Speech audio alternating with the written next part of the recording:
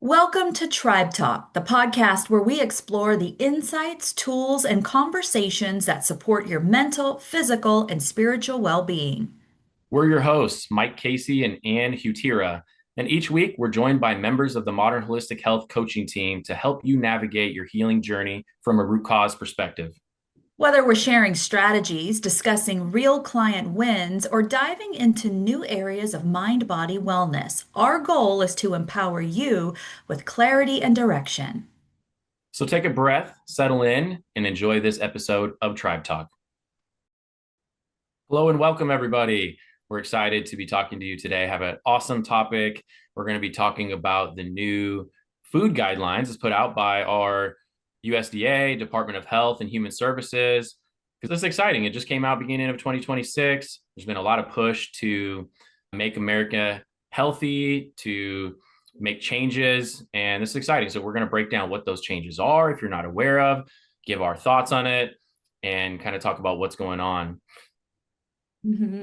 Yeah, this is a good topic. I'm so happy we're talking about this, Mike. And I just want to throw out there before we dive too much in that we're not talking politics today. A lot of people are associating politics with these food changes, and we're here strictly to talk about the changes and what that means for people and not take any kind of political sides here. But I was honestly really excited when I saw the changes that were made to the food pyramid. I Mhm. mean, having gone through and become certified as a nutrition coach, I took a lot of nutrition courses. And one of the courses that stood out to me was called Food Politics and how the government has played this role politically in food recommendations. And so, me personally, I've always sort of distrusted the recommendations that come from the government. Yeah. But when I saw the changes that were made and put forth this year, I got a little excited about it because it's really in alignment with how we teach our own clients here to eat at MHH.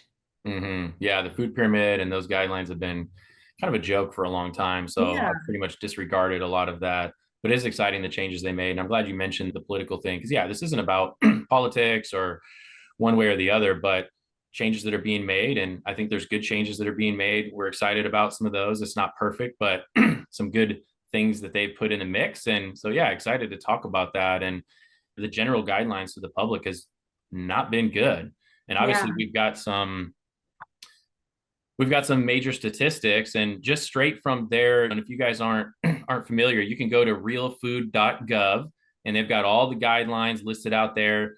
And Ann's sharing a nice visual on the screen here, kind of the old food pyramid and the new inverted food pyramid. So that's kind of cool. But a couple of the things that they had on their website that I'll mention real quick, and then we'll get into this.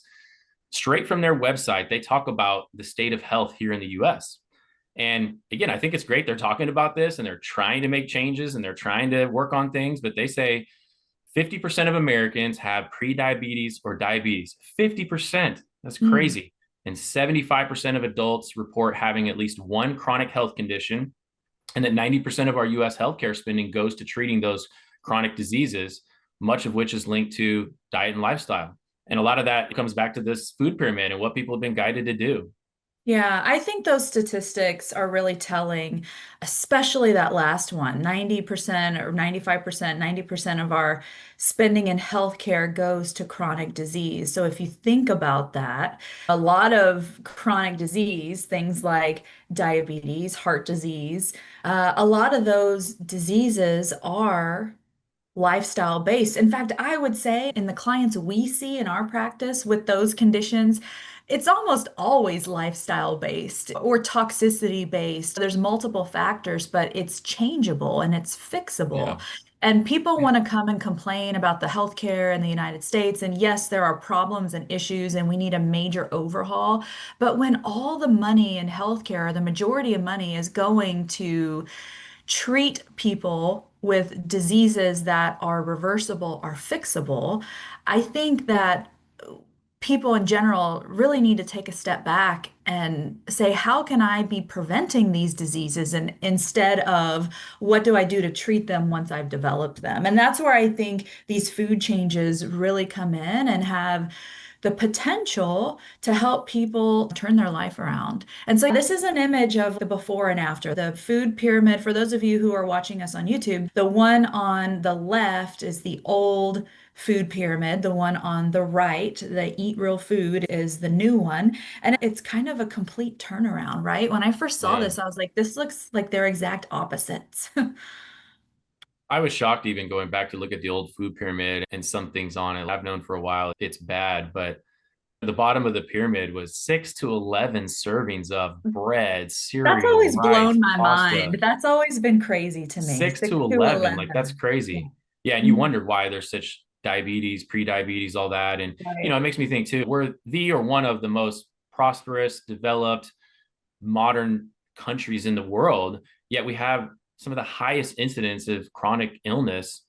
And, this is a big part of it. I don't like to put all the pressure on food and diet, but it's the foundation of Mhm. everything, our diet and our lifestyle. And then there's all the other things we talk about with root cause medicine, but the foundation has to be there. If you're just putting junk in your body, it's going to be problematic. Yeah, absolutely. And I've always kind of thought the 6 to 11 servings of grain was a bit out there. How do you even get that much food into one day was always my thought. And when I was learning about nutrition and about the politics of food in the United States, I learned something very interesting. Wheat is a very cheap crop for the most part to grow. And after the Great Depression, and during those periods of time in the United States, when there were famines and lack of food, it was a crop that was grown because it was cheap and you could grow very large amounts of it. And so it Mm-hmm. was a staple for a country that was going through a depression and didn't have a lot of other options with food.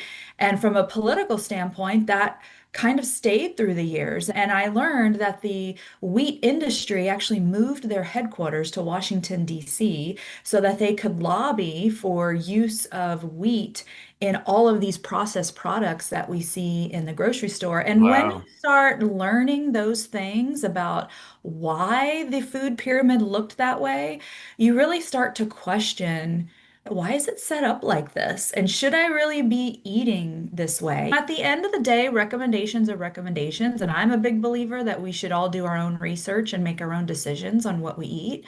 But it was this to me, the change was refreshing in that sense because whole grains is now at the very least amount of food recommended. If you look at the new pyramid, it's kind of inverted. It's still down there at the bottom, but it's the least amount of servings out of everything else. Instead, they're recommending high quality protein, dairy, healthy fats, lots of fruits and vegetables. And personally, that's how I ate to heal myself from my own diseases 10 to 12 years ago, was eating this style of diet. I know you and I have seen big changes with our own clients when we have them eat this way. Yeah, for sure. I know when people come out of eating the standard American diet, the sad diet, if you will, Mhm. it's amazing what happens just from those changes, putting the right things in the body, giving the right fuel to your body. I like to use the example because I come from working on cars and understanding that. Mhm. My dad was big into working on cars and we did a lot of that growing up. But to me, this analogy kind of makes sense. But I think even if you're not a car person, this makes sense. So if you have a car, and let's just say a high performing race car, it's designed with specific, very specific fuel, very specific everything in it. And then if you go and put Coca-Cola in that gas tank, is it going to run very well? No, Mhm. it's not.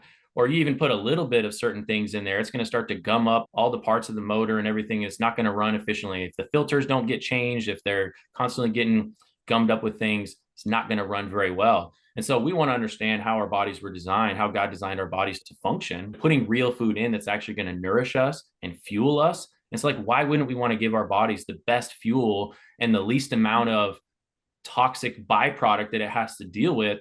Because we don't want our filters getting gummed up. We don't want our engine breaking down and all that kind of stuff. So we need to be putting real things in our body. And that's really Mhm. what this change is about, is eating real food. It's right on their pyramid, eat real food.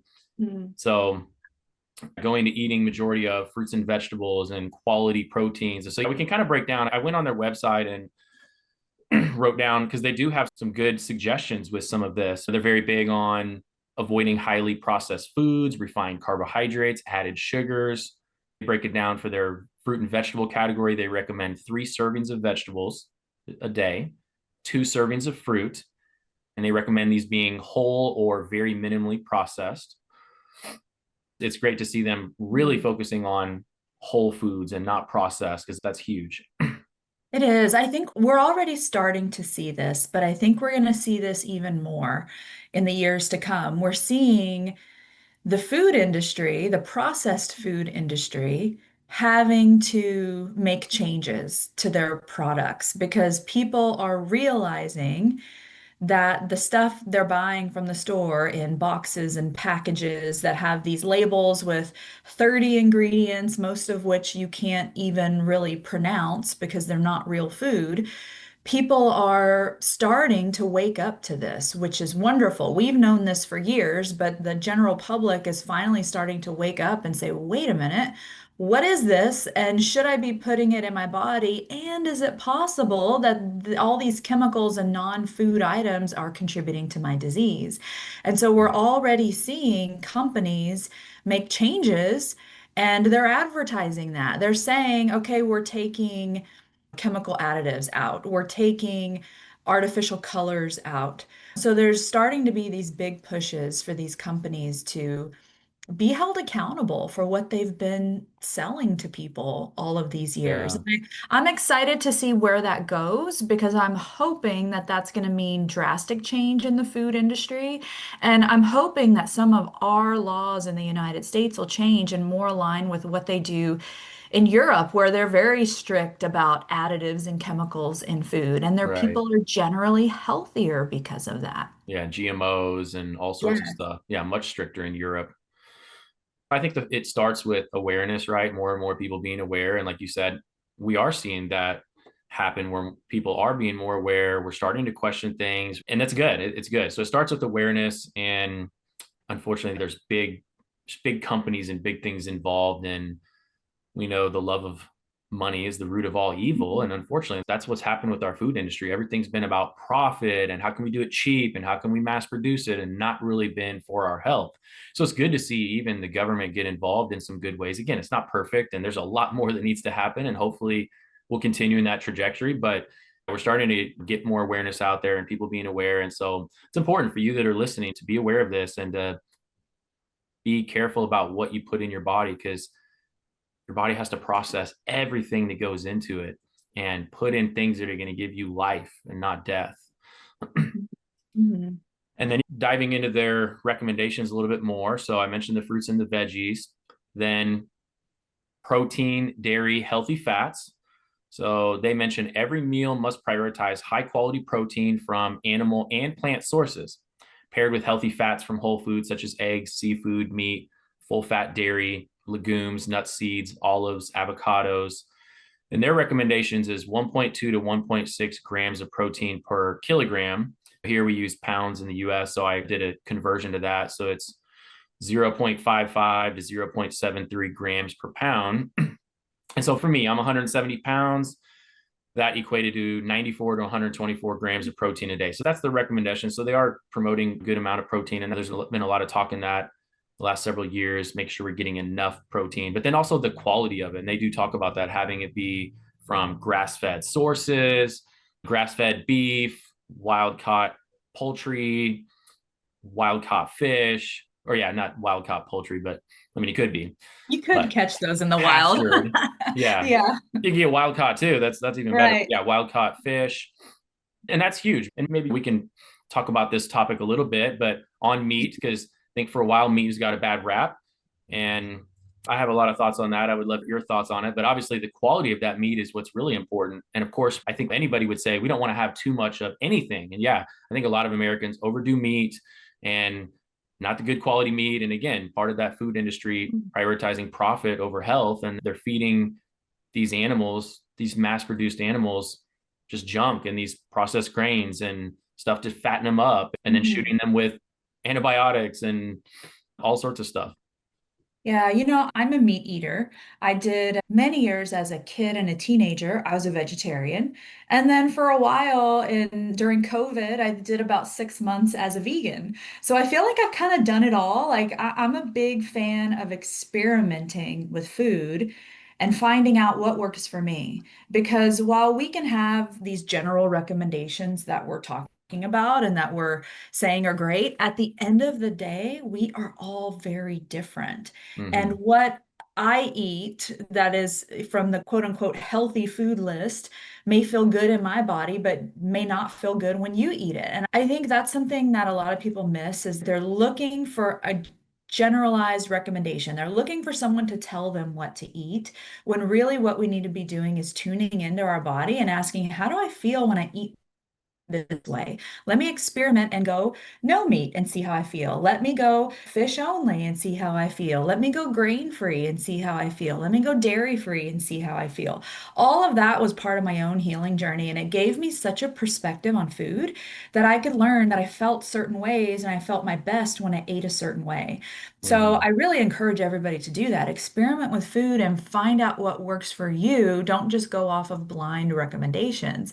Having Yes, said I all love that, that. yeah, having said all that, after all that experimentation, I found I really like meat and my body feels good when I eat meat. And there's some science there. I don't know if you're familiar, if our listeners are familiar with the blood type diet.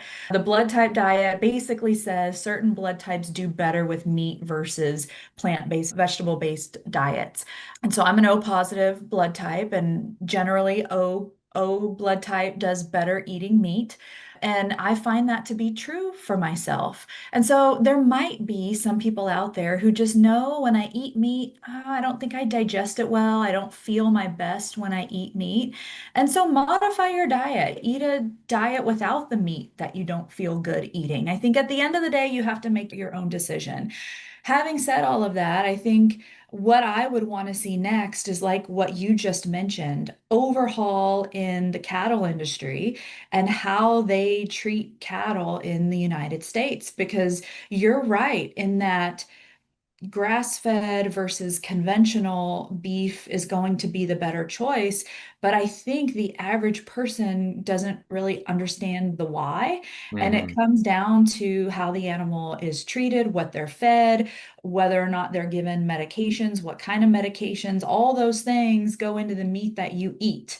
And so you want to pick the healthier meat, which is going to be the grass-fed, preferably organic, but we all know that that costs more, and so that might be out of some people's budget. So you want to do the best you can with choices, and the choices of meat matter when we're talking Yeah. health. It's not all the same, that's for sure. Yeah. You made a lot of really good points. I think unfortunately, a lot of people at the grocery store, they're going to pick what's more affordable, and Mhm. unless they really know, and we can share a little bit more of this, but yeah, like we've talked about, the health of that animal is very important because that's ultimately going to determine the health of the meat that you're going to consume and the nutrients that are in there, and vastly different nutrient profile in a 100% grass-fed cow than a traditional grain fed and all that. And they do the grains because it's cheap and Mhm. because it fattens them up. So my grandpa was a farmer and farmed land, and we had a lot of cattle. And when they go to sell the cattle, they sell by the pound. Mhm. And so Yeah. the more they weigh, they want to fatten them up. And there's even deception with the labeling nowadays. So it can say grass fed, but it not be 100% grass fed. So they'll grass fed for the majority of the time, and then they'll fatten them up with the grains at the end. Yeah. Okay, that's better than just grain fed, but it's not ideal.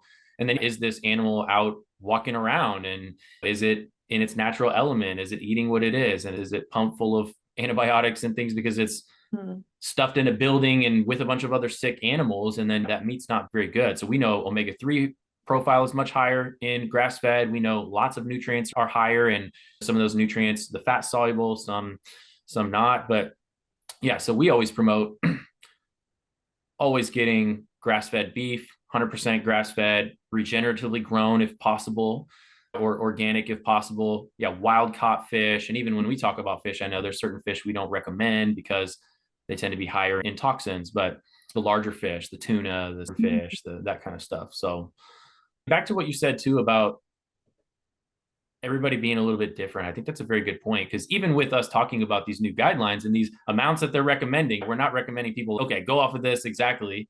But Mhm. it's good to experiment with your body and how your body responds to things. Same thing with you. I experimented a lot in my healing journey and my health journey. And I was into raw foods for a little period, and then I was vegan for a period, and then kind of back and forth with some stuff. And I had learned for a while that part of what I learned or thought was true was that meat was bad, meat was toxic, it was acidic, Yeah. it was poisonous, and it definitely varies on the quality of meat you're consuming, but it definitely can be and has been a part of our ancestors and people for thousands of years and done in the right way and in the right amounts. And so that is all very important.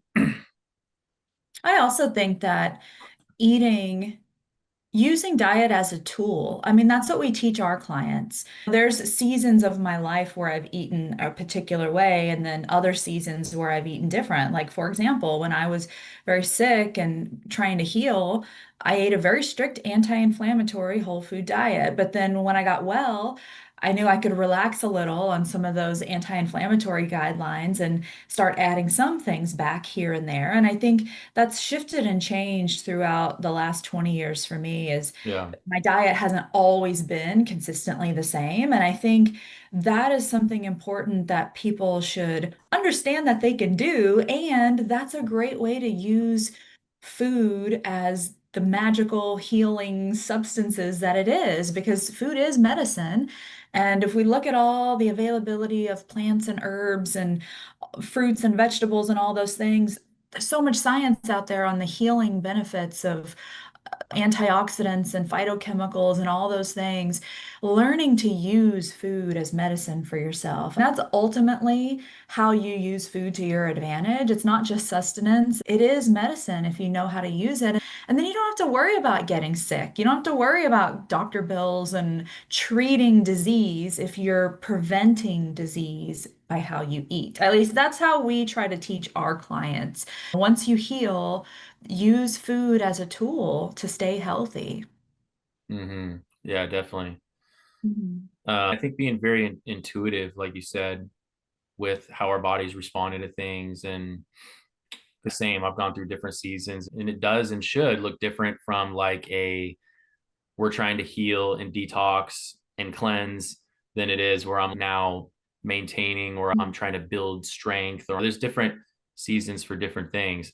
Because I used to be not intuitive at all or pay attention at all to how my body felt when I eat. It was just more about I'm hungry and what I like and what tastes good. Yeah, And honestly, this is a great topic because so many people are they're addicted to certain things because they're getting a pleasure response or the taste. And it's like we're meant to eat food. Yes, it should be. We want it to be enjoyable too.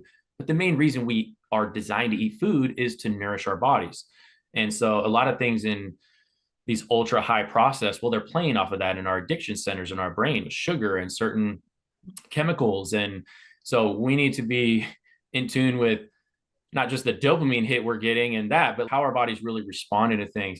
But I say that all to say too, I've become very intuitive and probably to an extreme that drives my wife nuts because she cooks most of the food. I help some, but there's a lot of things I could go off on that and I won't. But she does an amazing job of cooking really healthy food. I'm like the extreme, like diet and always changing things and I'm feeling yeah, more of this and more of that. And I think there is something to, again, not just cleansing in different seasons, but also just eating with the seasons of yeah, spring, summer, fall, winter, and eating the foods that are in season and different times of the body. And so anyway, I know there's a lot yeah. to talk about with all that, but I think you brought up some great points there. I like the fact that you mentioned the chemicals and the addictive nature of that because these companies, like these big conglomerate food companies, they have scientists who are skilled in the chemical profiles of these foods, and their sole job is to make the foods taste good and to make the foods be addictive.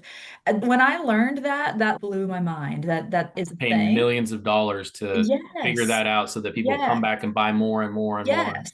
Yes. And so if you're listening and you're becoming aware to all of these things that have been going on in our food industry, and you're making changes or you're wanting to make changes. You mentioned something about the taste of food. And I will admit, when I went through these own changes myself 10, 12 years ago, there were things that I thought, this is gross. This doesn't taste good. I would eat certain vegetables that I had never eaten, and I was like, yuck, why do people eat this? It tastes like grass. It doesn't taste like anything. And part of that is because my taste buds were addicted to the chemical Hmm. stuff that I was Right. used to eating in the processed foods. And so my advice is give yourself some patience and some grace if you're making these big changes and you're frustrated with eating real food because it doesn't taste like anything. Your taste buds will change. My mentality for myself when I was making those changes was I was very sick and I wanted to be healthy. I wanted to get better. And so I would tell myself, and you're going to eat this. It doesn't taste good, but we're eating it with intention to heal the body. We're not eating it because we like how it tasted. And that was how I had to think about a lot of different foods at that time.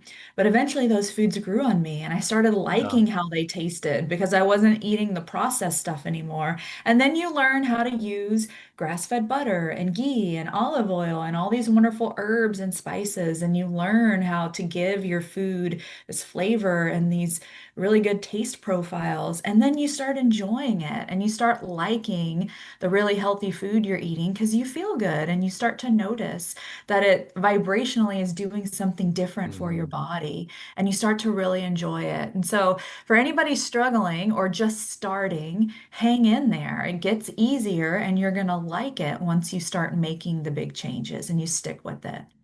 Yeah, yeah, definitely. I agree with that. Our taste buds do change, and I had Mm. similar experience to what you're talking about. And we see it with so many of our clients where maybe their body fights them a little bit because they're used to the addiction centers and all that, but Mm. they push through. Then all of a sudden, the foods that didn't taste so good, they start tasting good and their body's craving it. I don't know why I'm craving this stuff. And I never even liked this before as a kid and that. And it's interesting how that happens. Your body knows what real food is. And Yeah. again, sometimes you got to break that cycle a little bit initially, but then your body starts responding and gets used to it and is like, oh, yes, I'm getting good stuff out of this. So that's a very good point. I used to hate olives and I used to hate Brussels sprouts. And now I find myself craving those foods all the time. Those are regular staples in my diet. And so it's so interesting. That's true that that happens. Your taste buds change and your body does wake up to knowing like what's good for me. Mm-hmm. Mm. Definitely. Back to the food guidelines. So, one last mention on the meat, which I thought this was really good on their website. They talked about swapping how you're cooking it. So, swapping deep fried cooking with instead doing baking, broiled, roasted, stir fried, or grilled. Of course, that matters. Yeah, if you're deep frying, you got to some meat and then Yeah. you're deep frying it in this huge thing of oil that's bad oil and it's inflammatory. Oh my gosh. I know me and you would kind of cringe with that, but a lot of people are used to this kind of stuff or Yeah. eating the fast food that's been deep fried and all of that, and they don't realize how bad, but incredibly inflammatory and bad for you. So it was good to see they're actually talking about those changes. They even mentioned gut health and how fruits and veggies and fermented foods and high fiber foods are very good for our gut health. They didn't expound a lot of that, but just even the mention of it was really Mhm. good. And I think a category that's not talked about as much, that it's starting to get talked about more, is fiber. Mhm. And how important that is for so many things because our bodies don't digest and absorb fiber. It goes through our body, but those fibers are good for feeding our gut microbiome Mhm. and giving them things that they can thrive on. And then our gut is so important. And when we talk about it all the time, it makes up 70 to 75% of our immune system. It Mhm. produces nutrients, it produces neurotransmitters. There's this gut brain connection that supports so much. So when that's off, that really throws off a lot of people's energy and immune system and Mhm. brain function and brain fog and all that. So it was cool to see them mention that. I don't think I've ever heard recommendations or a mention of things like prebiotic and probiotic foods. So I think that's great that that's in there. I would encourage anybody who is making changes or wanting to make changes from a standard American diet to a real food diet to do some lab work. Do some lab work ahead of that. And it Mm, would be interesting for you to do that experiment on yourself, do some blood work, maybe even do a gut test or do a micronutrient test, something before you make the changes, and then 6 months after you make the changes to see how your body shifts for the better when you change your diet. Because I guarantee you, your gut's going to get healthier, your blood work's probably going to look better. If you're eating the standard American diet and you've been eating processed food for years, you may have some nutrient deficiencies you don't know about. And so it'd be really interesting to do some before and after lab work, and we can help you with that if you need some help. But I think awareness is key. And how do we get healthier if we're not even aware of what our stats on a lab look like? So, if you've never done lab work or you don't go to the doctor or you avoid doctors, which a lot of our clients say that, get some lab work done. So, at least you have some baseline markers for your health before you make your big changes. And then you can track your progress. And then you'll get really excited at the changes that you see happen when you start changing your food. I wish I would have done that back in the day Yeah. when I made all Same those here. changes. I was Yeah. pretty drastic too. When I started learning about things, it was just like cold turkey on all this bad stuff and just full on and Mhm. eating only whole foods and noticed huge shifts in my body. It would have been cool to see the blood work, the all that Hmm. kind of stuff. The most I did was I tracked my blood pressure. That was actually one of the biggest things that triggered me on this journey, on top of my mom's story and her being sick and me learning things. But I didn't incorporate it in my own life until I started getting a little bit of chronic fatigue. And then we had these at our work, we had these health assessments that would happen. And twice in a row, they said I was pre hypertension blood pressure. The first time I was Wow. like, oh, I was just nervous or something. The second time, and it was even higher. I was like, okay, something's got to change. And within a couple months, my blood pressures went from 150s on the top number down to 120. Like I charted, it Wow. was like 150s, and then it was 140s, then it was 130s, then it was 120, like quick, quick, quick, Hmm. quick. That's So I amazing. wish I would have had the other data to go along with that. So yeah, that's a good suggestion. I think everybody should do that. And you'll Yeah. be shocked. I mean, you go to eating real food and changing your lifestyle, your body will make drastic changes. Hmm. I hear a lot of people say, and I think it's important that we address this. I hear a lot of people say, but it's so much more expensive to eat healthier. And I disagree with that. 100% I disagree with that. If you go to the grocery store and you look at the price of food, and that's a whole other topic. I know there's big talk about prices of food in the United States right now. But if you look at some of these processed foods, they're pretty expensive for what's inside. And a lot of that is not, like we said, real food versus buying fruits and vegetables. I need to do an experiment on this and like really price things out, but you don't have to spend a lot of money to eat real food. If you're buying a lot of produce, that's relatively inexpensive for the bulk of food that you get. Say, for example, you go buy 6 apples. That's a lot of food versus if you're spending $7 or $8 on frozen waffles or some kind of frozen breakfast thing. If you look at comparisons in that sense, it's really not that expensive to eat healthy. You are going to pay more for organic. You're going to pay more for organic meat, grass-fed meat. Those in my own grocery bill are probably my biggest expenses is the really good high quality meat. But then everything else, I don't know. I don't see the argument that it's more expensive. I think there's strategy you can do with how you plan your meals. And I think you can do it even on a small budget. There's been some weeks where I've experimented with giving myself a very small budget. We're a family of three. I did this recently where I gave myself $75 for a family of three to go get dinners for the entire week. And I was able to do that in right under $75. And they were simple Nice. meals. But I think the argument of it's too expensive to eat healthy, you got to really reconsider that and Yeah. have somebody teach you. Mike and I do nutrition coaching. We can help you with plans and how to strategize and how to put your meals together. Find someone who can teach you how to do this in a way that fits into your budget. There's tons of people online who do this on Instagram, on TikTok, who show you how they shop on a budget and how they cook whole food meals for their family. The information's out there. You can learn how to do it. Yeah, no, it's a good point.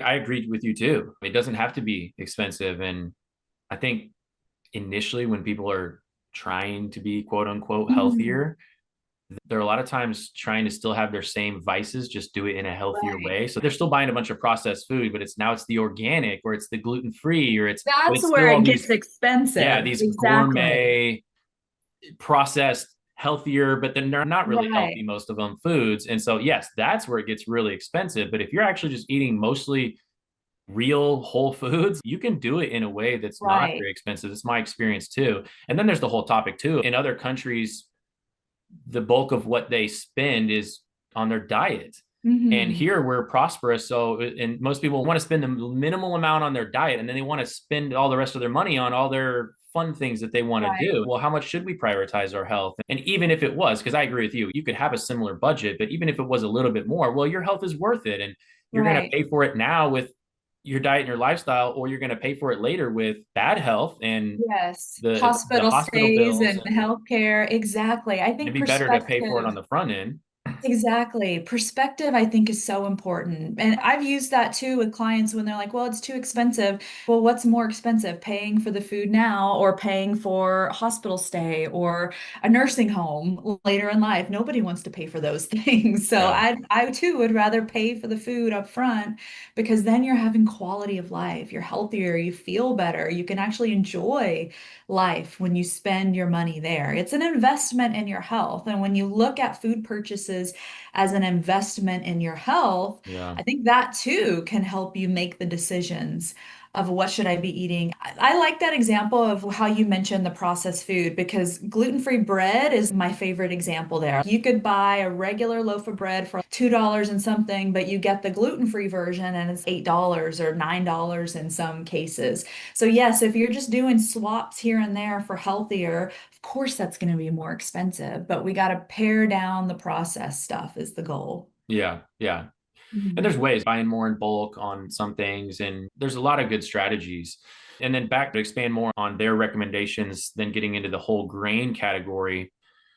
So they talk about whole, not refined grains, prioritizing fiber rich whole grains, not processed, 2 to 4 servings a day. So this is significantly down from the previous food pyramid. And where the food pyramid seemed like they were mostly promoting, get it any way you can, and mostly processed with the cereal and that kind of stuff. Here, they're specifically promoting whole grains in their whole food form.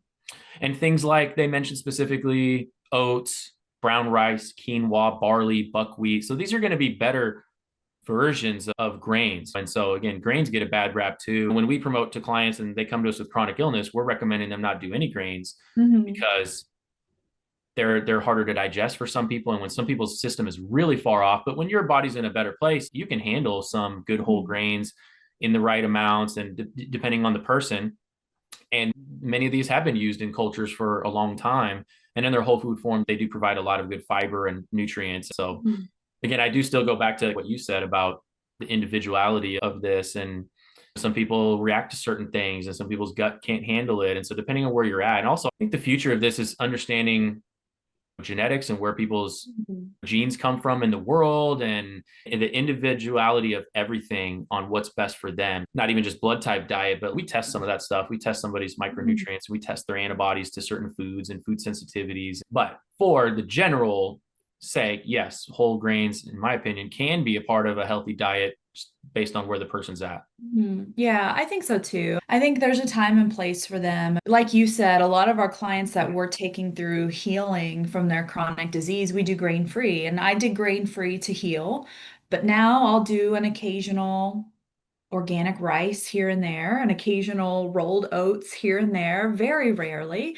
And I personally notice my gut doesn't really care for those foods. I'll feel a little bloated with those foods, or I feel like they just mess with my digestion just a little bit. And that's me, that's my personal preference. And so I feel better being grain free, but I have some clients that really thrive on certain grains. And just like with the meat, it comes down to the choice Yeah. of choosing the healthier, organic, whole food as possible option and seeing how you feel with that. I think there's a time and place for all of those things in the diet.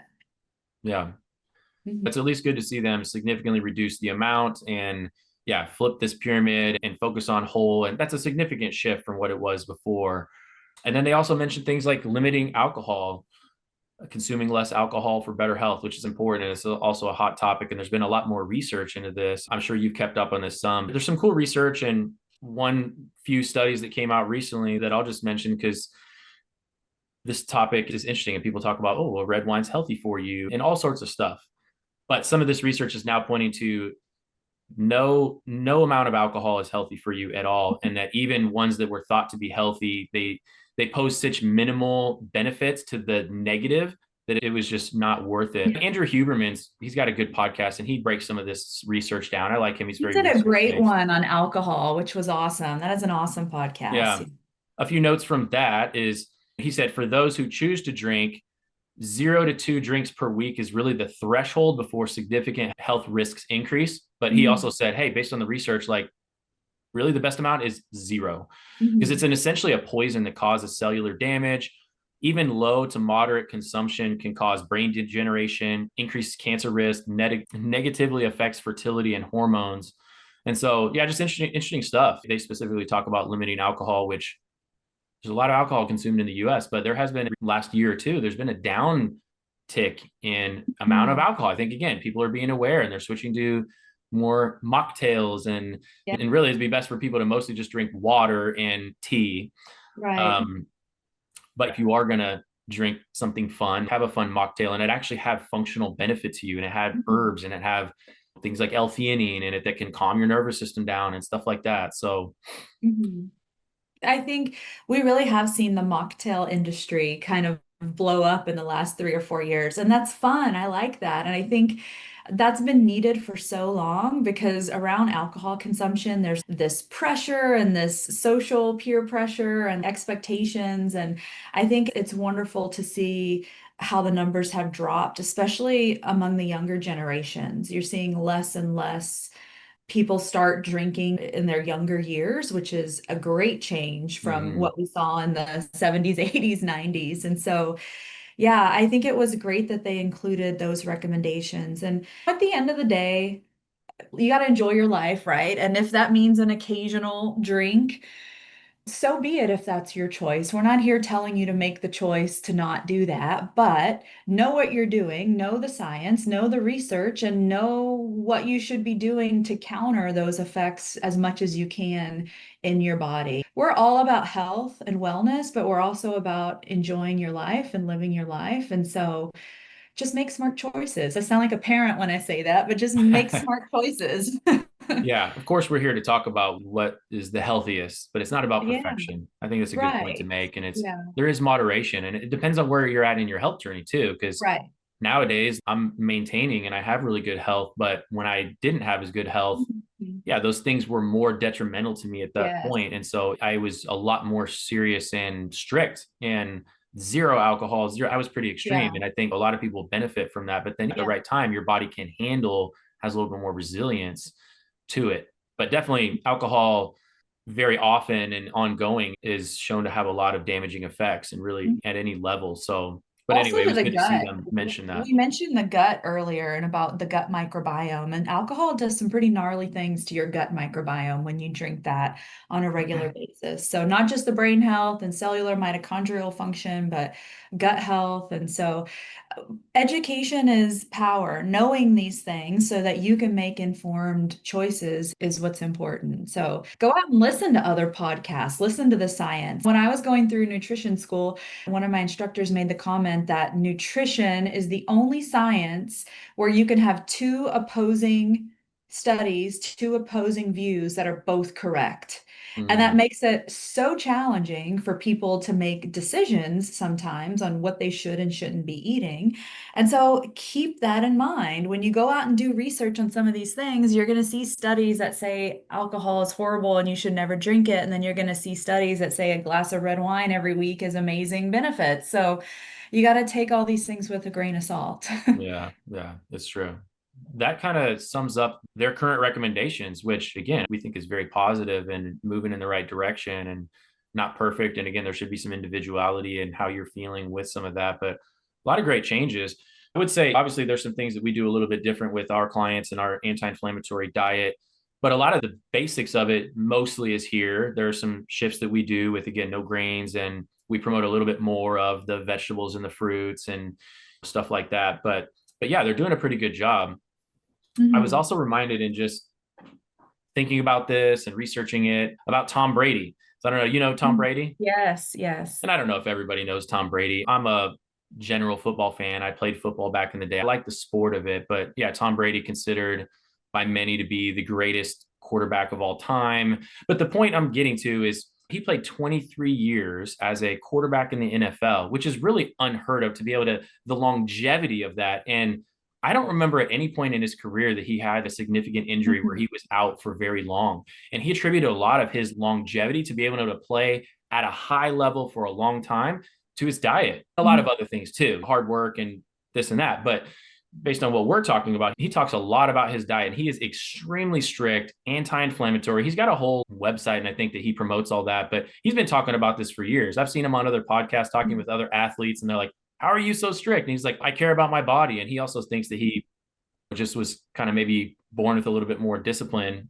I don't know. Maybe Yeah. that's questionable. He's very strict anti-inflammatory diet, eating 80% plant foods, whole, organic, 20% grass-fed and wild-caught meats, like we're talking about, healthy fats. He restricts sugar, gluten, dairy, caffeine, nightshades, corn, soy, alcohol, and he attributes a lot of this to boosting his energy, preventing bone injuries, enhancing his athletic performance, and increasing his recovery.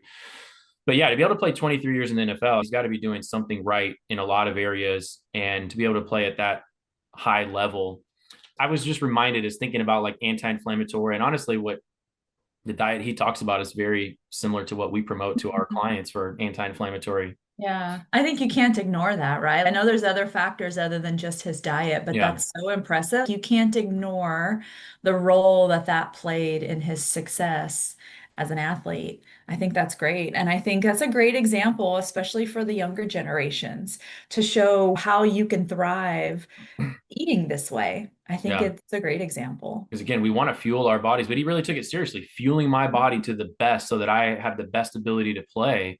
And a lot of these athletes, they start making money and then they're just eating whatever and drinking Mhm. alcohol. And those are the athletes that they get injured much easier. I don't know if a lot of people think about it, but and this is not just talking about athletes, but athletes are performing and pushing their bodies to the extreme. So we tend to see it much quicker with some of them ligament injuries, bone injuries, all Mhm. that. Well, those things aren't as strong when we don't have the right nutrients to keep that collagen matrix and the bone matrix and all that strong. And then just their bodies just getting beat down over time. They're putting their bodies through so much. So Mhm. you need all these anti-inflammatory foods and antioxidant foods to offset that. So they're kind of an example to the extreme. But yes, you can, even as an athlete or whatever industry you're in, perform to your highest by having a good diet, that being Mhm. part of it, fueling Yeah. your body well. And even if you're not a professional athlete, if you're just athletic in general, if you like to run or you like to do CrossFit or you like to just stay active as you age, you're going to find that you feel much better and are able to do that to a bigger extent when your body's healthy from the food you eat. I see these stories. There was one recently of this 90-year-old woman who teaches yoga, and she credited part of that with how she's eaten over the years. And you see these other stories of this man in his 80s that ran a marathon in every state over the course of a year. And you see them always mention something about Mm-hmm. what they do with their diet. And so it's not everything, but it is an important part of longevity. Definitely. Yeah, and protecting our brain. That's a big topic Mhm. now of preventing and optimizing our brain and being preventative for dementia and Alzheimer's and degeneration. So all this stuff is a great foundation. Again, it's not everything like you said, but it's a big piece of the foundational puzzle that we need to get right. And it's Mhm. hard to build on that if you don't have the diet and the lifestyle in a good place. So Yeah. Yeah. Well, this has been a fun conversation, and I know we'll have many more. I anticipate other changes we're going to see coming in the food industry. I know there's been big changes to food assistance programs and what people can and mhm. cannot buy. There's been talk about all food colorings coming out of food in the United States, talk about reviewing what's called the GRAS, generally recognized as safe ingredients in food. So I think we're going to see some other big changes like this coming up in the food industry in the US in the coming year or two. And that it'll be exciting to see some of those changes for the better. Yeah, agreed. No, I'm excited to see what's going to happen. And yeah, keep bringing the awareness more and more as best we can in different ways. Because I think the more people getting on board with eating healthy and the more demand, the more that it's going to be easier. And then maybe there can be the eventual shift to where eating healthy doesn't have to be expensive, but can even bring the cost down Mhm. because the demand is there for that type of food. So, Yeah. yeah. And again, say what people want about different politics. That's not what this is about. But there are some changes being made at the bigger levels, government and with some of these institutions that are heading in a positive direction. And it's not fully there where we would want to see it yet, but on its way. And it's exciting. We'll have a lot more to talk about diet. I know that's always a hot topic, but this has been fun talking about those changes that they've made and some of our thoughts. And we'll look forward Yeah. to talking more. Yeah. And as always, if you're listening and you need some help, reach out to Mike or I. Let us know. We're happy to guide you and coach you through some of these changes if you need the help. Absolutely. It can be confusing sometimes and overwhelming. And yeah, we're here to guide you as needed. Mhm. So till next time, everybody. Bye, everybody. Thank you for tuning in to Tribe Talk. Each week, our coaching team is here to help you understand your health, uncover root causes, and take empowered steps toward transformation. Be sure to subscribe and join us for the next episode as we continue exploring tools and wisdom to support your healing journey.